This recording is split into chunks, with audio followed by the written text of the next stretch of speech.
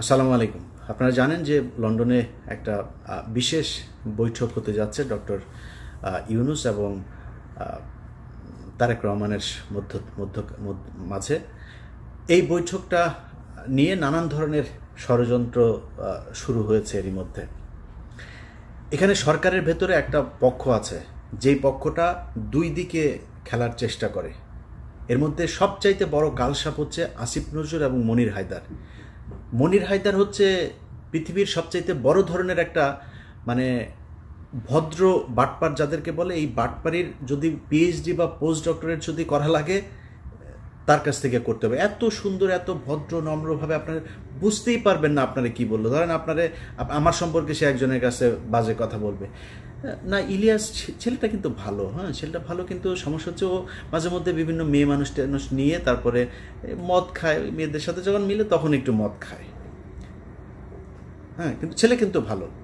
কখনো ধরেন আমার কাছে যদি আমি যাকে পছন্দ করি না, আমার কাছে জিজ্ঞেস করবেন, আমি ভাই ডাইরেক্ট বলে দিই, যা বলা তাকে বলে তারে দিয়ে হবে না। বিশাল গভীর জলের এক মাছ।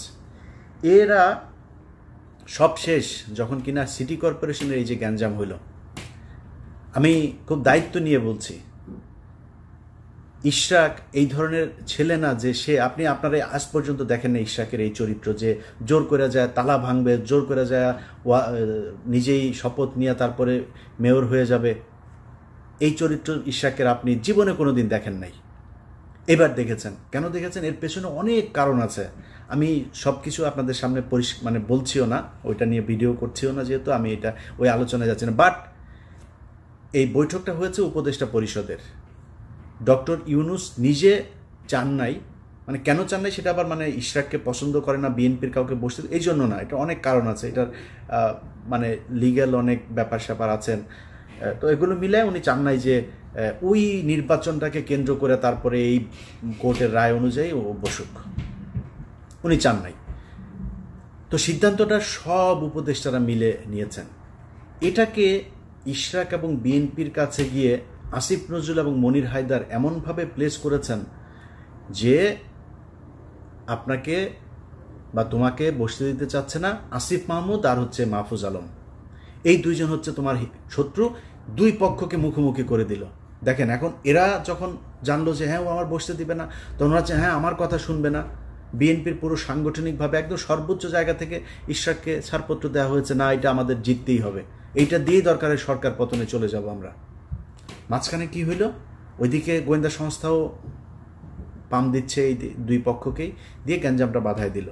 এমন একটা পরিস্থিতি তৈরি হলো যে ডক্টর মোহাম্মদ ইউনূস শেষে বললো আমি ইতেই থাকবো না। তো ইউনূসকে আপনি যত কিছুই বলেন, এখন আমি কালকে একটা পোস্ট করেছিলাম যে ডক্টর মোহাম্মদ ইউনূস লন্ডনে যাওয়ার পরে এই যে আপনার টোকাই পার্টি, যেটা পলাতক পার্টি এখন সেখানে নানান ধরনের ইটি করছে।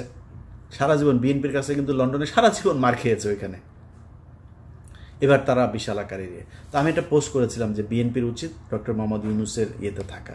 তো বিএনপির অনেক মানুষজন আবার এটাকে করেছেন যে বিএনপি এখন কেন থাকবে, বা বিএনপি এই জন্যই থাকবে কারণ এই ডক্টর মোহাম্মদ ইউনূস যদি নাকি এই গত 10 মাস না থাকতো তাহলে পরিস্থিতি অন্যরকম হইতে পারত। সেটা কাইন্ড অফ আমছালা সব যাওয়ার মতো অবস্থা হইতো।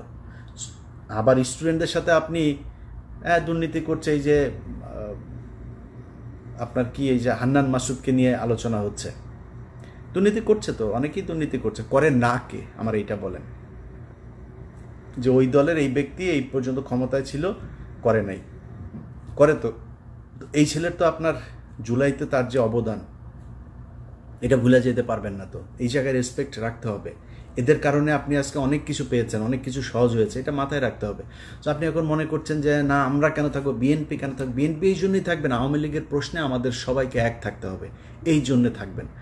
তো এটা নিয়ে বেশ হচ্ছে। এই যে দুই পক্ষের ভেতরে দ্বন্দ্ব তৈরি করে দেওয়ার চেষ্টা, এটা এই ইশরাকের সময় থেকে শুরু করে এই এখনও হচ্ছে। এখন নতুন করে যেটা হচ্ছে সেটা হচ্ছে যে তারেক রহমানের এই যে বৈঠক, বিভিন্নভাবে বিভিন্ন জায়গায় বিভিন্ন জনকে ম্যানুয়ালি এগুলো পুশ করা হচ্ছে যে এটা তারেক রহমান চেয়েছে। দুই একটা এই সোশ্যাল মিডিয়াতেও চলে এসছে যে তারেক রহমান চেয়েছে, গণমাধ্যমেও দুই এক জায়গায় দেওয়া হয়েছে এইভাবে যে তারেক রহমান চায় এই বৈঠক হোক। তারেক রহমান এই বৈঠক হোক এটা চায় নাই। আমি একদম দায়িত্ব নিয়ে বলছি, তারেক রহমানকে অনেকভাবে রিকোয়েস্ট করে তাকে রাজি করানো হয়েছে। স্থায়ী কমিটির সদস্যের বিভিন্ন জনের কাছ থেকে একাধিক উপদেষ্টা গিয়ে তারপর তারেক রহমানকে রাজি করানো হয়েছে। তারপরে তারেক রহমান রাজি হয়েছে।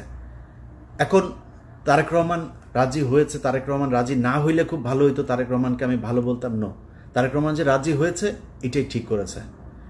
এবং যারা প্রপোজাল দিয়েছে, উপদেষ্টারা হোক, ডক্টর ইউনূস হোক, যারা প্রপোজাল দিয়েছে ভাই ছোট হয়ে যায়নি তারা। আমি মনে করি যারা প্রপোজাল দিয়েছে তাদের পক্ষেই থাকা উচিত, সেই ভালো কাজ করেছে। কারণ বিএনপি এবং ডক্টর মোহাম্মদ ইউনূস এই দুইটার মাঝখানে ফাটল তৈরি হলে তৃতীয় পক্ষ এখানে ঢুকবেন, অথবা আমরা সেটা চাই না। এবং তারেক রহমানকে কালার করার জন্য বা ছোট করার জন্য, তারেক রহমানকে একটু মানে ইগো করে দেওয়ার জন্য, একটু অ্যারোগেন্ট করে দেওয়ার জন্য যে চেষ্টাটা চলছে, আমি মনে করি এই চেষ্টাটা সফল হয় নাই। যে কারণেই বৈঠকটা হচ্ছে এবং আমার মনে হয় ফলপ্রসূ একটা, এই গেল কয়েকদিনে আমাদের যে সংকট ছিল সেই সংকটগুলো আর থাকবে না। তো আমার দুই পক্ষের কাছে অনুরোধ থাকবে যে ভাই, কেউ যদি নাকি বৈঠকের জন্য অফার করে, আবার আর কেউ যদি সেটা অ্যাকসেপ্টও করে, কেউই ছোট হয়ে যায়নি। একটা দেশ চালাইতে গেলেই ডক্টর মোহাম্মদ ইউনূস এখন সরকার প্রধান, তার সাথে যারা নির্বাচন করতে চায় তাদের বৈঠক হওয়া অপমানের কিছু না, এটা হইতেই পারে।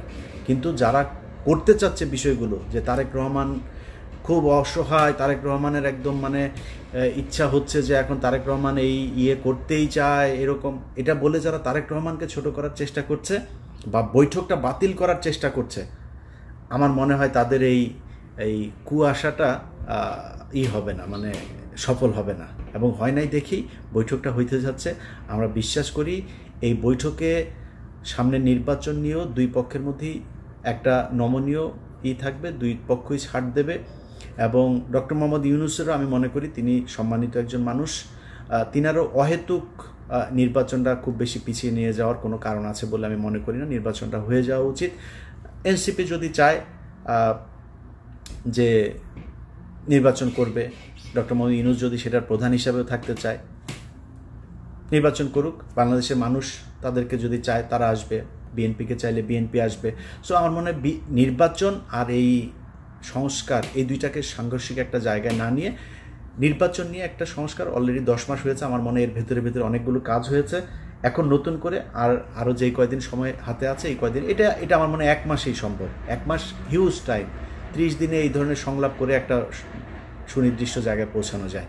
সো আমি মনে করি একদম যেটা দরকার, কিভাবে নির্বাচন হবে, পরবর্তী 5 বছর পরে কিভাবে সরকার পরিবর্তন হবে, এই জিনিসগুলো ঠিক করে নির্বাচনে চলে যাওয়া দরকার। সেটার জন্য আমি মনে করি না যে এপ্রিল বা জুন পর্যন্ত কোনো সময়ের দরকার আছে।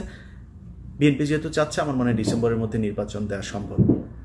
অ্যাটলিস্ট ডিসেম্বরে যদি তফসিল ঘোষণা করা হয়, জানুয়ারি বা ফেব্রুয়ারির ভেতরে, বাই ফেব্রুয়ারি নির্বাচনটা হয়ে যাওয়া উচিত। অতএব বিএনপি এবং ডক্টর মোহাম্মদ ইউনূস দুই পক্ষের কাছে অনুরোধ থাকবে, আপনাদের একটা সিদ্ধান্তের উপর বাংলাদেশের অনেক উন্নতি হতে পারে, ক্ষতিও হতে পারে। সো আপনারা সেই সিদ্ধান্তগুলো খুব সাবধানতার সাথে নেবেন বলে আমরা বাংলাদেশের মানুষ বিশ্বাস করি। সবাই ভালো থাকবেন।